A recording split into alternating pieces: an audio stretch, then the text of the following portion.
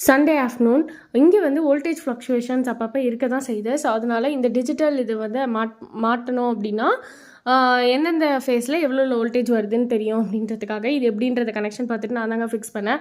ஆக்சுவலாக 3 இதுக்குமே வாங்கிட்டு வந்தேன். எங்கள் வீட்டில் இருக்கவங்களுக்கு என் மேலே ஒரு அபார நம்பிக்கை, நான் எப்படியும் சொதப்பிடுவேன். அதனால் வேணாம்னு சொல்லிட்டே இருந்தாங்க. சரி, எனக்குமே கொஞ்சம் லைட்டாக ஃபஸ்ட் டைம் பண்ணுறோம் அப்படின்றனால ஒன்று மட்டும் மாற்றுவோம், அது கரெக்டாக வந்துச்சுன்னா அடுத்தது பண்ணிப்போம் அப்படின்னு சொல்லி ஒன்று மட்டும் மாற்றிருக்கேன்.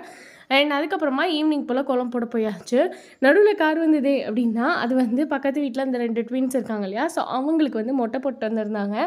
அதனால் அவங்க வந்தப்போ அப்படியே பார்த்துட்டு அவங்களோட கொஞ்சம் பேசிகிட்டு போட்டேன். அப்படி தான் அன்றைக்கி ஈவினிங் கோலம் வந்து போட்டுச்சு, ரெடியாகிடுச்சு.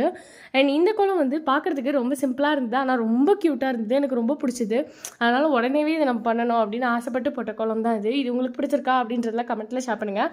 அதே மாதிரி உங்களுக்கு தெரியாத ஒரு விஷயம் நான் கண்டிப்பாக ட்ரை பண்ணணும்னு நினச்சி நான் ட்ரை பண்ணேன், அது சக்ஸஸ் ஆச்சுனாலும் சரி ஃபெயிலியர் ஆச்சுனாலும் சரி, அது என்னன்றது கீழே கமெண்ட்டில் ஷேர் பண்ண மறக்காதீங்க. அண்ட் ஈவினிங் வேறு ஒரு டென்ஸ்க்கு பர்த்டே பார்ட்டி இருந்தது, அதுக்கும் போயிட்டு வந்தாச்சு.